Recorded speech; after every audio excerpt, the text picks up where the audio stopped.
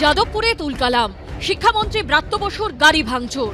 তৃণমূলের কর্মচারী সংগঠনের অফিসে ভাঙচুর, আগুন। শিক্ষামন্ত্রীর গাড়ি আটকাতে গিয়ে গুরুতর জখম পড়ুয়া, খুনের চেষ্টার গুরুতর অভিযোগ। এই প্রেক্ষাপটে যাদবপুর বিশ্ববিদ্যালয়ে অশান্তির ঘটনা জল গড়ালো হাইকোর্ট পর্যন্ত।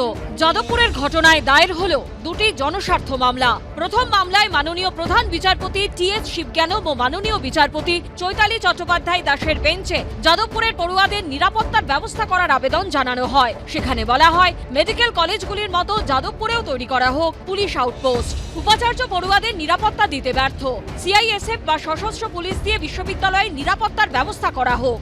মামলা গ্রহণ করলেও প্রধান বিচারপতি বলেন, তিনি যাদবপুর বিশ্ববিদ্যালয়ের প্রশাসক নন।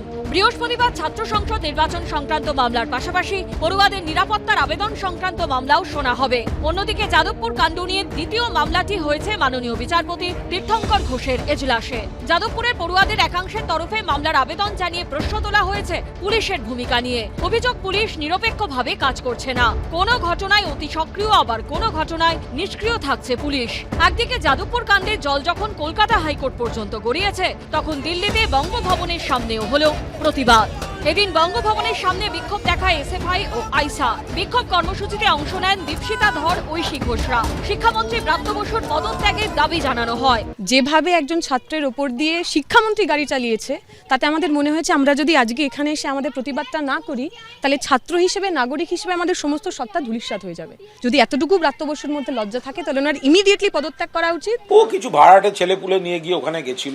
দিল্লিতে ওই তো 28 জন না 30 জন গেছিল, তো গেছিল। মন্ত্রীর গাড়িতে হামলা যারা করছে তারাই আবার ওখানে নাটক করতে যাচ্ছে। সারা ভারতবর্ষে ছিচিক্কার হচ্ছে এই বামপন্থীদের এই রাজনীতি। এদের এগেইনস্টে তো অ্যাটেম্পট টু মার্ডারের সেকশন দেওয়া উচিত। মঙ্গলবার মাননীয় বিচারপতি তীর্থঙ্কর ঘোষের এজলাসে যাদবপুর কাণ্ডে দায়ের হওয়া জনস্বার্থ মামলার শুনানির সম্ভাবনা রয়েছে। সৌভিক মজুমদার, বিজেন্দ্র সিংহ ও আশাবুল হোসেনের রিপোর্ট, এবিপি আনন্দ।